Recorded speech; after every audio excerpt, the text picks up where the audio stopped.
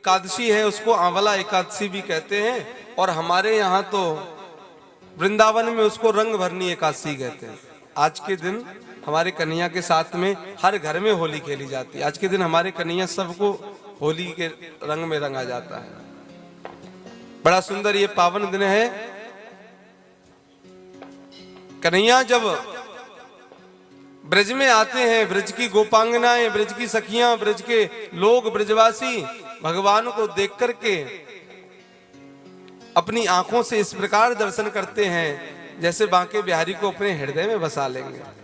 देखो, घर में जब नई नई बहू आती है तो जो सास होती है, नंद होती है, वो क्या करती है? घर में बहू को आते ही सिखाने के लिए अलग कमरे में ले जाती है कि किससे बोलना है, किससे नहीं बोलना, किससे घूंघट करना है। सिखाना तो पड़ता ही है, फालतू किसी से बात नहीं करनी, मतलब किससे बोलना है, किससे। वो एक लोकाचार की परंपरा है। मैं ये नहीं कहता बुरी बात, बढ़िया है, पर सिखाते तो हैं ही कि देखो किससे बोलना है, किससे नहीं बोलना, बताना ही पड़ता है। नई नई बहू आई है, अपने कुल खानदान की रीत प्रीति बताई जाती है। और जब हमारे ब्रज में कोई बहू आती कन्हैया के समय, तो सास और नंद एक ही काम करती हैं। ब्याह होते ही बहू को हाथ पकड़ करके कोने में ले जाती और सास कहती, देख बहू, सब काम कर लियो, पर वाह नंद के छोरा को बिल्कुल मत देखियो, वाह नंद के लाला को देख मत लीजो। अच्छा, अब किसी काम की मना कर दी जाए ना, उस काम को करने में ज्यादा मजा आए। अब बहू बोली, क्यों सासू जी, क्या चक्कर है, बताओ तो सही। सास बोली, हम कह रही हैं इतने में ही समझ जा, क्योंकि यदि वाकू देख लियो तो फिर ये दुनिया को देखने के लायक तो ना रहेगी। देखो, पहले जमाने में ब्लैक एंड व्हाइट टीवी चलती थी ना, अब कलरफुल टीवी चलती है। अब किसी को ब्लैक एंड व्हाइट दिखाई जाए तो देखोगे, बिल्कुल अच्छी नहीं लगेगी। इसी प्रकार हमारे कन्हैया कलरफुल है और ये दुनिया उनके सामने ब्लैक एंड व्हाइट है। और जिसने कन्हैया को देख लिया वो इस दुनिया को फिर क्यों देखेगा भैया। नाम तुम्हारा तारनहारा, जाने कब दर्शन होगा, तेरी रचना इतनी सुंदर, तू कितना सुंदर होगा। वो खुद कितने सुंदर होंगे। ले फिर की खिड़की सो गिरी सखी, आए गयो मोए प्रेम तमाड़ो, मोहन नैन के बाण लगे, मुरझाए गिरी कोई आन संहारो।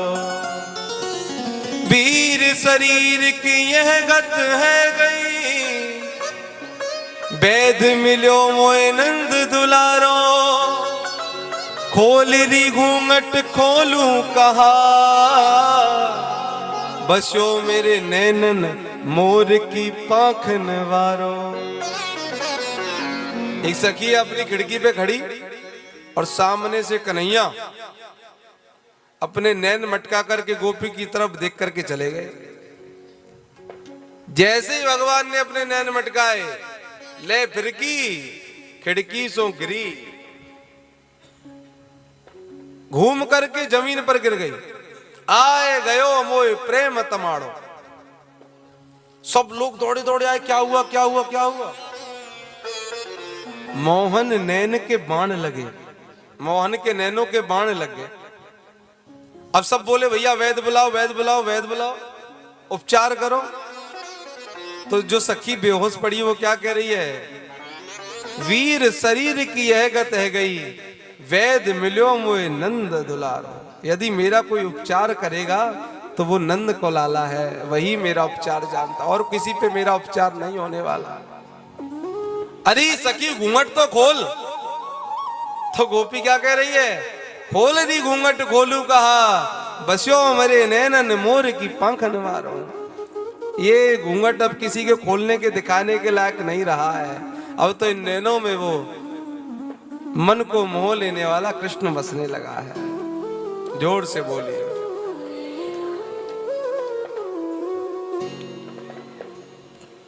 भगवान की बातों का अनुग्रह करके, अपने गुरु ब्राह्मण संतों की बातों का अनुग्रह करके ऐसी प्रीति भगवान के चरणों में हो सकती है।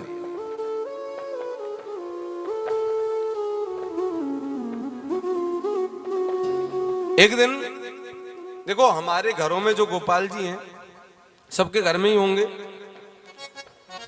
महाप्रभु श्री वल्लभाचार्य जी ने ये पूजा की पद्धति शुरू करी 500 साल पहले।